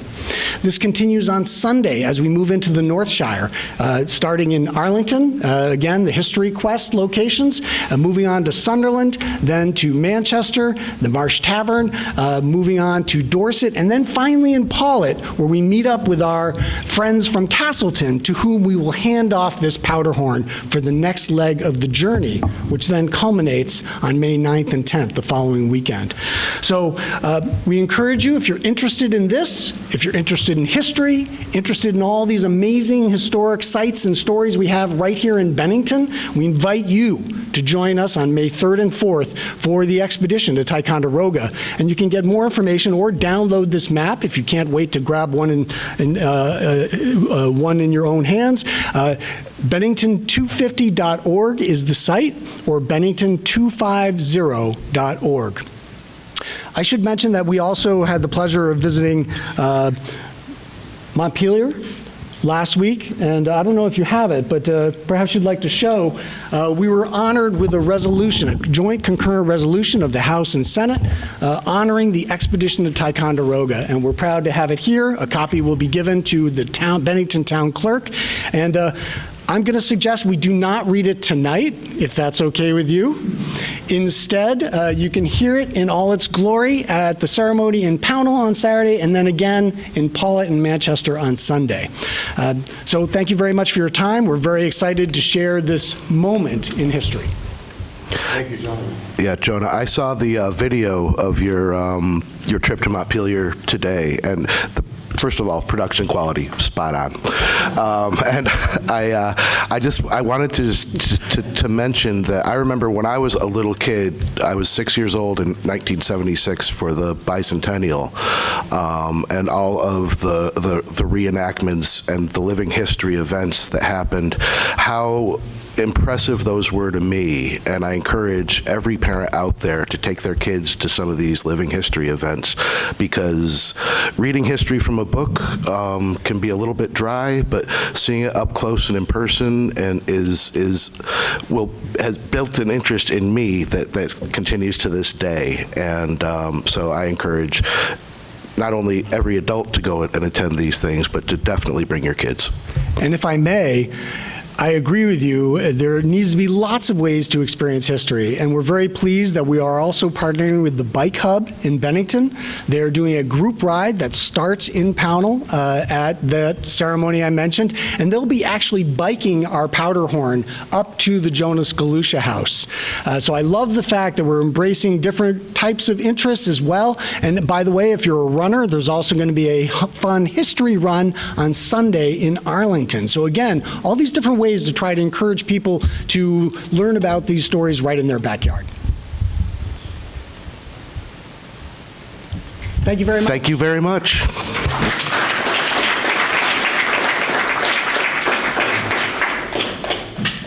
Moving on, we have the listening session. Discussion. As you know, last year we started a series of listening sessions with the community where folks could come in and ask questions of the select board in a much more informal format than these meetings usually provide. And it was determined that the new board, this board, would take up whether or not we would continue with those. So that's the purpose of this evening's discussion. And who would like to kick that off for us? I will, if no one else is jumping at the bit. I mean, I think the listening sessions it's a really valuable idea, great concept for the folks that came up with it. You know, I attended a few before I was on the board, and found them to be interesting, but you know, sometimes you know, maybe a little bit moved a little bit slow in a couple of cases.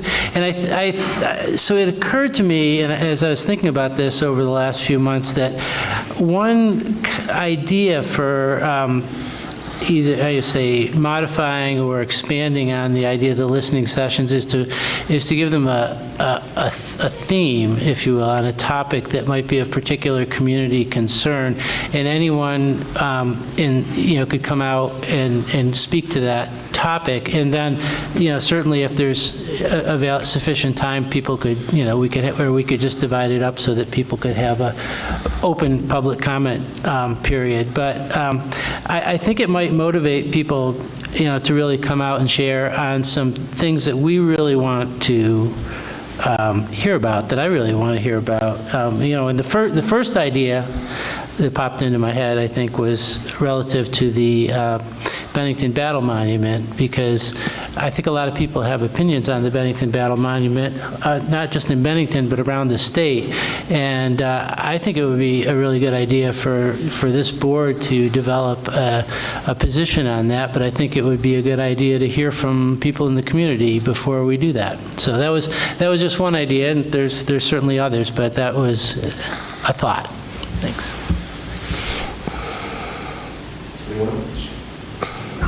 Clark. As people probably heard me say many times than they wanted to hear, I think the most important thing we as a board can do is hear from the public. But at the same time, I think it's very important that people in this town who have concerns voice those concerns. No one up here is a mind reader, and I think everyone up here wants to do as best they can. But the old line, the more the merrier. The more input, the more people in this town get involved with how this town is managed and led. I think it's better for the town. And any opportunity that we on the board can facilitate to help our citizenry, you can't beat it. I'm all for it, whatever it takes to get people heard, listened to, and for them to act on making this a better town. I'm all for it, and I can't encourage people enough to get involved, whether it be coming to these meetings or the listening sessions. I know there was a discussion last year of somehow increasing access. You know, we had one particular inclement weather event that probably impacted negatively on our attendance, and maybe somehow we can facilitate, of course Jonah just left, facilitate that, but I think that's something we really need to work on, whether it be a beautiful day like today or a terrible day like we had back in February, that people have access, the shut-ins or those people who are even traveling can reach out and be heard. So I'm going to follow on what Clark said. I think I'm also following on what Jim said regarding public input leading up to. The idea of a topic that the board can lead public discussion in that has been suggested in advance and then warned or advertised. Advertising is the polite warning. Maybe we can get a more lively discussion with more interesting outcome. But I do absolutely agree with what Clark said about accessibility. If you hold it, they will come, unless they can't, and then we have to make it easier for people to participate anyway. So I am in favor of continuing listening sessions, provided that the public agrees, and I would like to ask the public to send in theme ideas or topic ideas ahead of time, and maybe we can put together a schedule out that, not that we won't be able to listen to anything that might come up, but we might have a whole lot more people here because they saw that a particular issue that they were interested in is going to be taken up. Yeah, I think those are great ideas. I really like the idea of topic ahead of time. One, two, the idea of accessibility, Clark, that you mentioned, that strikes residents with me as well. As you notice, I just stepped away for a little bit because of I was not feeling my greatest. So I also am wondering what the thoughts are amongst the board on how often we want to have these. And I just want to mention that because of my thoughts. I know we're having them once a month, and I think my perspective, if I were to attend, if I see something that's once a month, I would say, okay, I'll go next month, or I'll go the month after that. So, Sarah, not to interrupt you, but just for clarity, we have been scheduling in the last quarter or half of calendar 24 and into 25, we were scheduling every other month. Every other month, okay.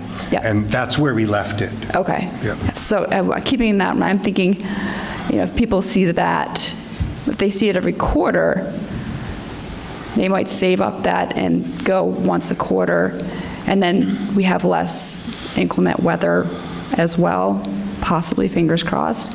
But, and then my thought with that as well is looking at our warrants. We're incurring CAT TV costs, we're incurring town staff costs, we're incurring minutes costs as well with these. So it's kind of just a multifaceted thought process when I'm thinking of all of those. So that's where I'm at. I think that Sarah's suggesting that we make sure the juice is worth the squeeze. That's exactly where I'm at, yes. I'm in agreement. That's a good point. There is investment involved. Certainly, we can all be here. I speak for myself. I can be here, and I'm interested in being here, but there's an actual cost for the things that we have to pay for to host those listening sessions. I like the idea of holding these sessions quarterly. I do think it's extremely valuable to hear from the public, especially on topics that this board could potentially take action on. Accessibility, certainly one of those issues. I don't know that holding the listening sessions quarterly reduces the need for accessibility. There's certainly, regular select board meetings that would also benefit from additional accessibility. But I do think, I think having some themes or topics would really help guide the discussion. I'd want to be careful in choosing those themes or topics to be items that this board can actually have some productive input on.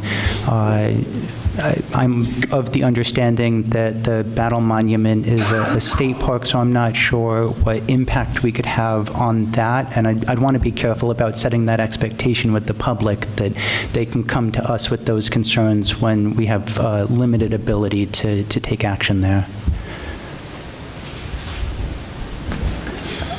Can I just follow up on that? I mean, I agree, yes, the Battle Monument is not owned by the town, but,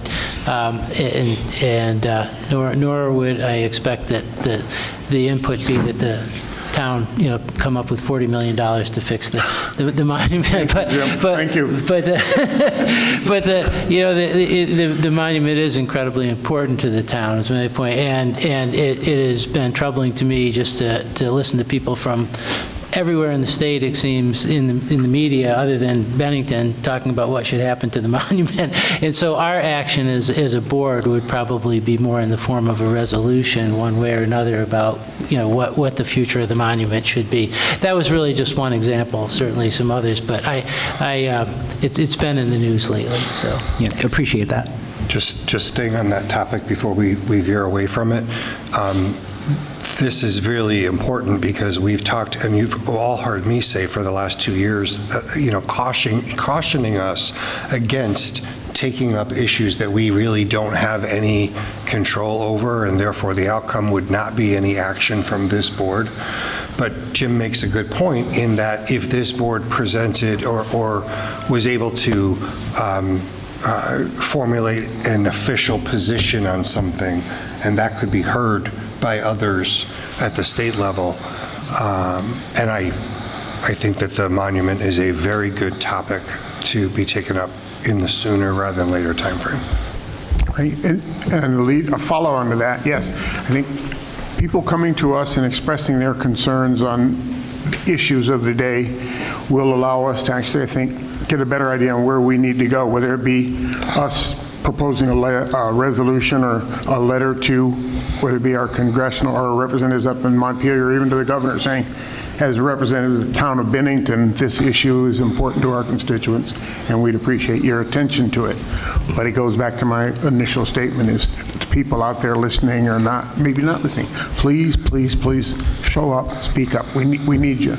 We can't run this town by fiat, and I'm pleading you to stay. I notice the room is 2/3 empty from where we started. And please, get involved, get involved. It's every person's duty to get involved in their government and their town. And it occurs to me, too, that to Ed's point, there are things that people in the community are concerned about that are improper for us to talk about here. But I think as a community, they still do have their right to express their views. And I think the listening sessions might be a good opportunity for those things to happen, and with the hopes that some of our representatives might actually watch some of these meetings and take some things from that. Nancy. I think every other month worked well. Because of the holidays, we had, I think, 3 months where it seemed like we had one every month. I like the idea of a theme, having part of the meeting, maybe the first 15 minutes, anybody could talk about anything, and the rest would be what the theme was. But There's been an awful lot of things happening in Bennington for the past 2 years. Many, many meetings, many groups, and unfortunately, most of these meetings haven't been public. They should have been. Our citizens should have been allowed to participate or even attend. Depending what happens with many of the groups and the legislature, I think there are things going to be happening in Bennington that are going to have a major impact. Unfortunately, in some cases, it won't be in a good way. So I think our citizens need to start to understand, and the various groups and organizations need to start talking publicly. That's why I think it's critical we need to keep with this every other month, because I think people are going to start hearing a lot of things in the near future.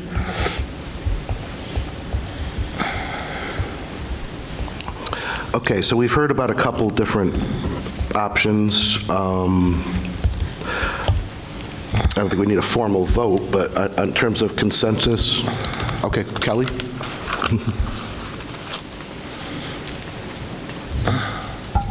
I just want to say that I think it's important to keep the listening sessions going, and I'm happy to hear that that seems to be where you're heading. Whether you do them quarterly or every other month, I think you should also consider maybe having some informal ones. I love the idea about the topics, and I think that even if it isn't something that's within the scope of what you can do something about, sometimes just having that topic up there helps relieve a lot of anxiety, because somebody can come up and just ask what they're thinking, even if it's not something that you can do. And like you said, hopefully Montpelier listens. But the other thing I wanted to encourage you to do was to have some informal ones. Don't expect people to always come to you, because it's very, very uncomfortable at times to get up here in front of the camera to speak. Sometimes it's not as welcoming as it could be, and sometimes you get a lot of hate from online, and so it's hard for people to come up here. So I'd like you to consider going out in small groups of 2, maybe 3, so you don't break quorum, and go out to other places where maybe you don't normally hang and start talking with some people. I don't want to speak for the senior citizens. I can tell you from CPARB, they were very welcoming, and I think if you called them and said, hey, we'd like to have an informal meeting with you or a listening session and see what you have, they would probably do that, and there's probably a lot of other groups that would, and then you can get some more feedback, because once you start those going, people really do start to open up. And some of it might not seem like it's, like a huge thing. It might just be low-hanging fruit, but it gives them a choice, and then it starts to give them a little bit of trust and maybe a little bit more comfort to come to the listening session that is on camera, because sometimes it's difficult for a lot of people to do. And you do very well with trying to make it accessible in different ways, but just maybe think about going out into some different groups and seeing what they have to offer. So thank you. Thank you. Excuse me. Tom, if I could follow up to that. Sure, Ed. Kelly makes some very good points. I want to remind the public that Kelly is the current chair of the CPARB, the Community Policing Advisory Review Board, which is hosting in the last year a very aggressive schedule of listening sessions, where that group is learning what their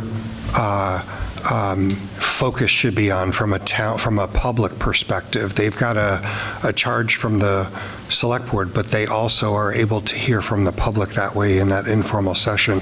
But what Kelly said about going out and bringing information back reminds me of one of my frustrations with listening sessions, and that is the closure, closing the loop on it. I'm very interested in this board at the end of that listening session, compiling what can get put on an agenda for whenever, and then where to refer the other things that come up that we may not be able to take up. Because to just hear and then go home and go about our business doesn't seem to take us past go, if you will. So maybe even a brief agenda item at the next meeting to rehash amongst ourselves what we could talk about on future agendas. Yeah, that's a good idea. And then for those topics that really that can be dug into, maybe it's a even later agenda item. And maybe we have to bring in more data or more experts from the community to follow up on it. But I really think that the public that comes out and commits during a listening session to either stand at that mic and be in front of that camera or to chat with us off-site, Kelly, I think that's a great idea, to chat with us off-site, I think that they have to understand that their voices are being heard and they have to see that happen.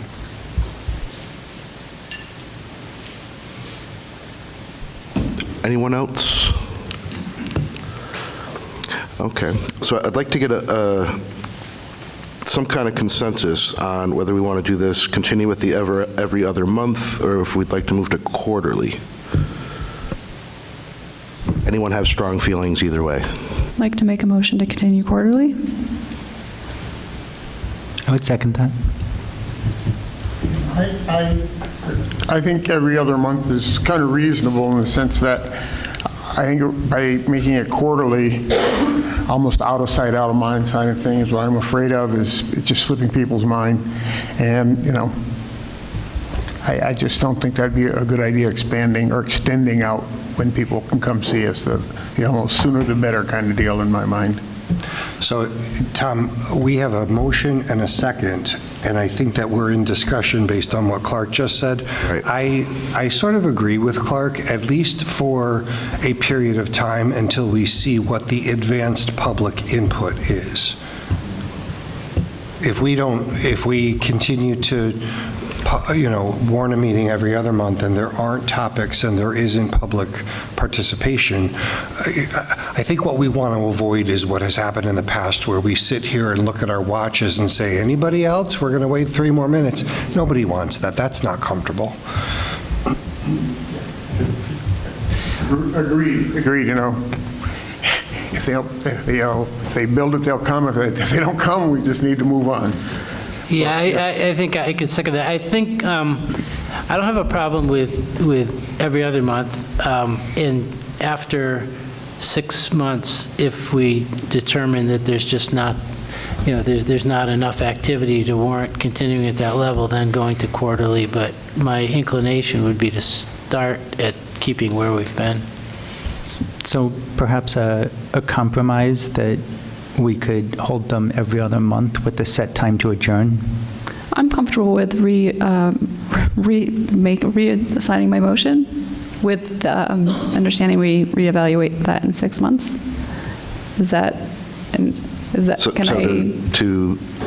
Alter your motion, yes, keep it at every other month for 6 months to see how it goes? Reevaluate in 6 months? Does anybody understand what I'm saying right now? I understood the motion. I'm going to restate it for Sarah. Thank you. The motion, I believe, is that she'd like us to continue to schedule these listening sessions for every other month, and at a 6-month window in the future, we will revisit the mechanics and the scheduling of it. That's the motion. That's the motion. You seconded before she altered, so I wonder if you want to second the alteration. I would second. Don't feel pressure from me, by the way.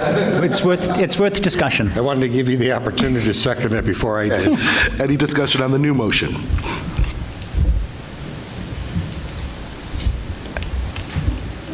All right, hearing none. All those in favor of the motion continuing the listening sessions every other month for the next 6 months, so that would be the next 3 listening sessions, and then reevaluating, please say aye. Aye. Aye. Any opposed? All right, we are unanimous. Nancy, that was unanimous. Thank you. Thank you very much. Thank you, everybody. That was helpful. When are they starting? Oh, yeah, we should do that. Okay.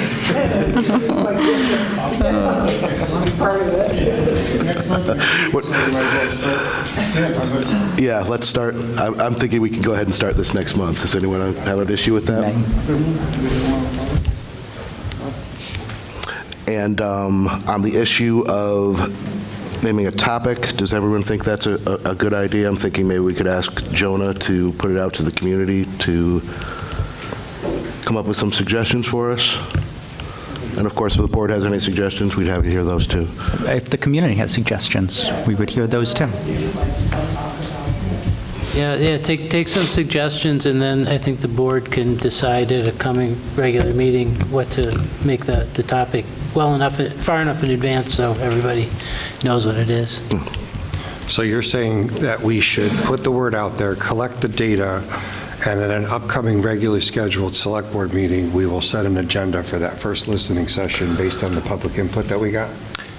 So we would have to have the listening session after our first meeting of next month. Correct. Yep. Yeah. I think that's valid. I think we need time for the public to give us their input ahead of time, and then I do think this board needs to look at it. All right. Stuart, did you make notes? We don't need anything further on that, do we? I don't think we need a motion on that. Thank you. All right. Moving on. We have the manager's report. Stuart. Yes, I have one action item for you this evening. It is for street closure associated with Garlic-Town 2025. My mind is not on. Sorry about that. Garlic-Town will be returning to Bennington on Saturday, August 30th. The request to close Depot Street, just a portion from the Village Garage entrance north to the GBIX entrance from 6 a.m. until 6 p.m. On that Saturday. They will also be utilizing the public parking lot that runs between Depot and North Street as they did last year. And that lot will be closed from 6 p.m. August 28th until 6 p.m. August 30th so that the vendors can get placed and be ready for the activities. They are working with the Bennington Police Department to get the events permit, and they will contact affected property owners once you folks have said they can go. So I'm looking for a motion to approve the closure as requested, contingent upon them receiving the permit and proper notification of affected property owners. I'd like to make that motion as Stu stated, but I want to leave, if there is a second, I would like to leave an opportunity for a quick comment. Okay, Sarah seconds. A quick comment? Quick comment is, I've been on, this is the third time that I've taken this up on this board, and there is always a little bit of tension regarding the notification of affected property owners. I would like to make sure that we are reassuring the public. We see it written in front of us. It was a contingency that Stu put in his manager's report and was part of the motion. Those notifications must be done in a timely manner so that neighbors and the Chamber Events Committee have time to work out any potential conflicts. All right. Any other comments? Just to echo Mr. Woods here, I think that should apply just not to this, but just to all events as scheduled. We have to ensure that the timely notification of those people impacted by these events is posted concurrent with the permitting process. Okay. All right, so all those in favor of the motion, please signify by raising your hand saying aye. Aye. Aye. Opposed? We are unanimous. Thank you. Just a simple note that the Household Hazardous Waste Collection Facility will be opening on May 19th. It will be open similar hours as it was last year, and you can bring materials to the facility, which is located at the transfer station, by contacting the Bennington County Solid Waste Alliance, either through their website, bcswa.org, or by calling 802-442-0713, extension 2. There is a $5 fee for residents who bring materials, and small businesses are also welcome to use the facility, but their costs are determined by the type, the quantity, and the disposal cost of the materials that are going to be brought. So it will be opening May 19th. It will be open at least through middle October. And that's all I have. Stu, one question. At the end here under follow-up, it says the public records request data is included, but I didn't see it listed here or in the paper. Oh, I'm sorry about that. Well, actually, there were no requests received this past month, so I think there was a concern that we were constantly giving you the same data, and since there was no new data, we didn't think to include the old copy. And I'll just tell you that we've received a number of public records requests since Jonah was kind enough to tell me that we hadn't received any for a month. So it's Sure. So beginning I again. had gone back and looked at the previous minutes from, I think it was February 24th, and it looks like the board decided at that time to continue including the public records requests. I from the believe past. that's true. Okay. But that's the only excuse I have for not having it attached. On that note, maybe we can rethink the idea that we need to report public record requests from 7 months ago.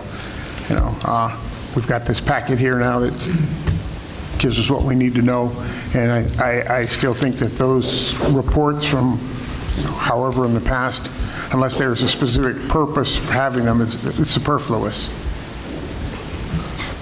The information is available. That was already distributed to this board, am I right? That's correct, yes. It's part of the record. Yeah. And is the compiling of recent or new public records requests also public information? Yes. So we could, to Jackie's point, we could look at any time at past records requests if we had a question about it. Yes, that's true. So I think maybe for clarity, we only need to, we want to see new ones at this meeting? Or updates to... Or updates to previous ones? Requests that continue to... That would cut down on the amount of paper we're providing you. I think that's where these folks are trying to go, which I respect.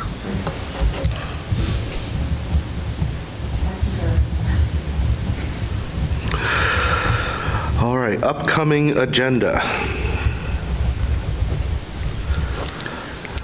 The only thing that I have in the near future is May and June are the time that we look at not only the BBC budget and work plan, and I don't know that they are ready yet, but that is something that will be coming to you at one of your meetings. And then the water and sewer budgets, which we generally do as work sessions on a Saturday morning, beginning at 8 a.m. We'll try to have those scheduled. I know that the budgets are pretty much complete by the staff. Finance director has them now, and they'll be coming to me very soon. So we'll try to schedule those in the future. They won't come to this meeting particularly, but to work sessions on Saturday. And there is one other question that I didn't think to bring to your attention in the manager's report. Our second meeting next month is Memorial Day. And I was suggesting that we meet on the 12th and the 19th. And the 19th would be the third Monday of the month. It would most likely not be live. It would have to be recorded because there are other boards that meet on that time. But it would be a relatively short agenda, but rather than have us all get together on Memorial Day. I'd like to do it Tuesday, day after. Would you like to do it Tuesday, the day after Memorial Day? No. It's just that Monday is the normally night. That's the only reason I think of it, Nancy. I'd like to make a motion that we move the Memorial Day meeting, the meeting that would otherwise happen on Memorial Day, up a week. To the 19th? To the 19th. I'd second that motion. I work that day, so that works perfectly for me, and that's just my selfish reason. Would you say the 19th? One of the things we want to discuss, making that jump, we just decided we wanted to have the listening sessions after the first meeting. The first meeting must happen on the 12th. Right. Then you're talking about another regular scheduled meeting that following week. So I don't think that would be a good time. Then you're talking about Memorial Day the following week. Clark makes a good point. Well, it might be that the listening session happens in June. Okay, I wanted to bring that up, that if we're going to do it, we're going to have to reschedule that listening session. Well, I think it might be a good idea in any event, because we want to have some time to get the word out about the listening session. Sure. Okay. So there's a motion and second. Yes, there is a motion. There was a second? Did Sarah second it? Okay, thanks. All right. Thank you, Sarah. Any other discussion? Okay, all in favor? Aye. Any opposed? We're unanimous. Thank you. I was going to ask about the water and sewer budget. If the majority of people would rather try to do it on a weeknight, last year, we had 2 or 3 members of the board who couldn't be here. I just think we ought to kind of step up and do something, even a basic letter, if we want to discuss that at the next meeting, or...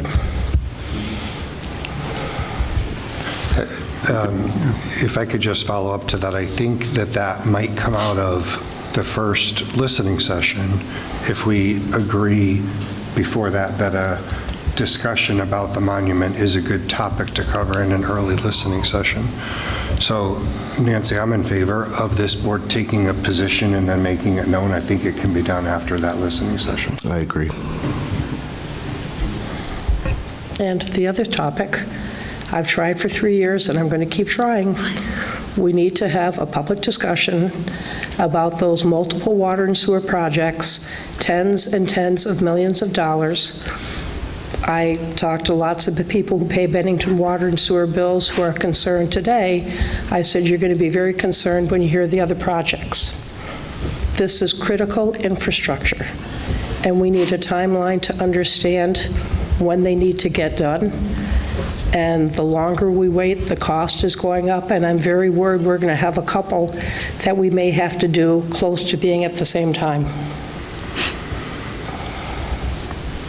I think we had discussed having that type of discussion as part of the water and sewer budget discussion, which would put it in the context of how We are attempting to work out a timeline.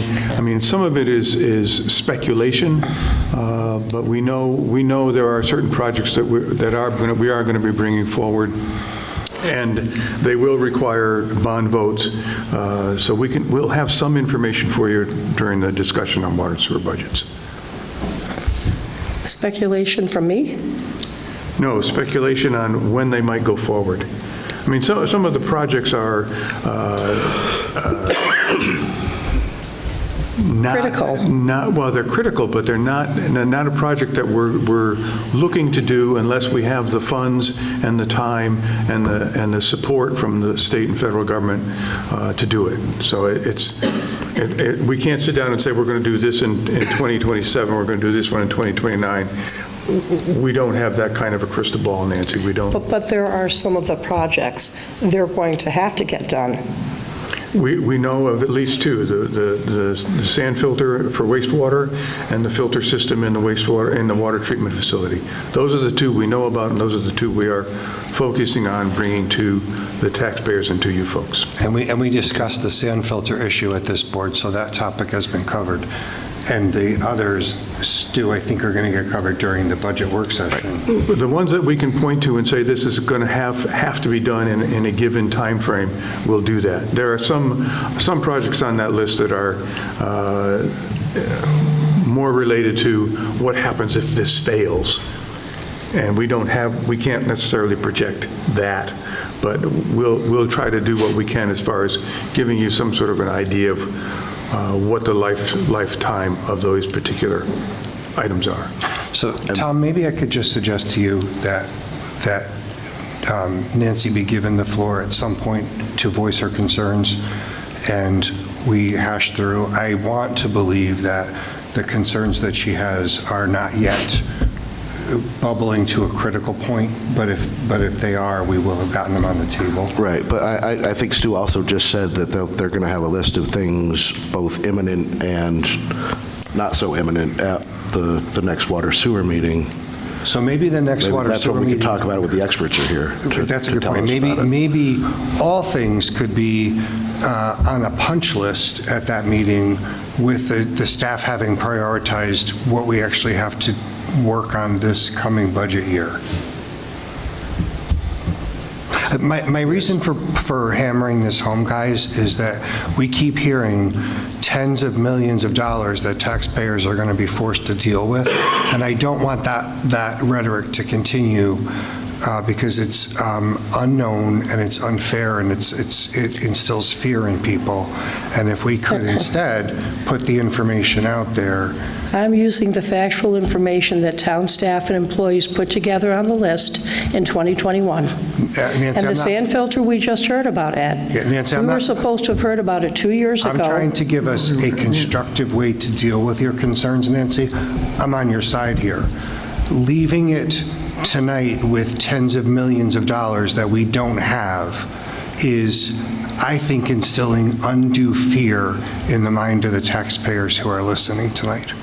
And I'd like us to not leave that again. Again, I can't understand why this hasn't been discussed.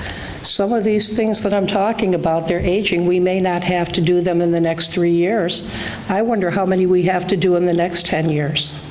So we This will is have a going to better impact idea the water about and that. sewer bills, and I just want to be honest and upfront with the public.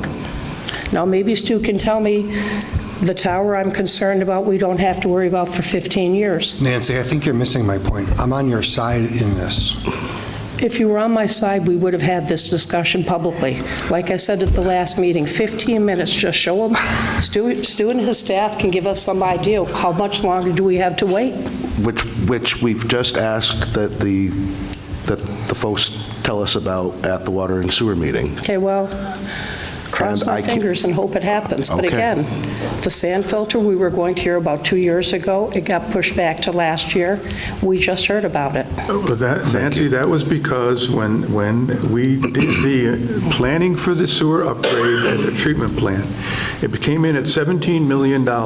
We knew we could not afford $17 million, so we reduced the project to $9.85 million, which we put before the voters, and the voters approved that increase. It did not include the sand filter because the sand filter was working at the time.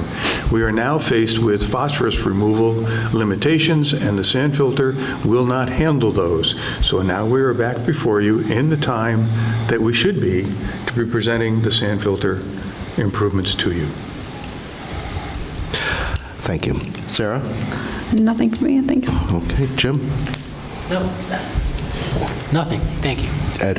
I just have a quick comment that came down from the state last week, and those of you that read Vermont Digger probably read this. There is going to be a changing of the guard at the Vermont Department of Labor. The commissioner has announced that he's going to be stepping down. For those of you who wonder why I'm mentioning this, the commissioner is a Bennington boy, and so Michael Harrington has voiced to the administration that he will be stepping down from his position as labor commissioner effective July 1st. For those of us that are interested in that part of government, and I think we all should be, we should just pay attention to what happens in that department. Thank you. Hi. I guess it's housekeeping kind of things, and I've spoken briefly with some of my peers here on the board, and when maybe we can get together and talk about reorganizing how we conduct the meetings. I know I had a brief conversation about restructuring and trying to put town business on the top of the list and build from there. So that's not the only thing I'd like to do, is whether that is an agenda item or just something to get in people's mind that maybe we need to reassess how we're running the meetings and getting information out in an organized or different organized manner, please. I think we could have a talk about that, yeah. Jackie? Yeah, I just want to take a moment. I've had a number of folks reach out to me interested in applying for various boards and commissions.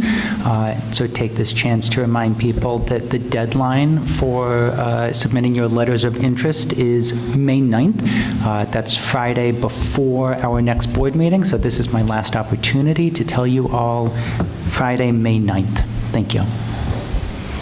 And Jackie stole mine. So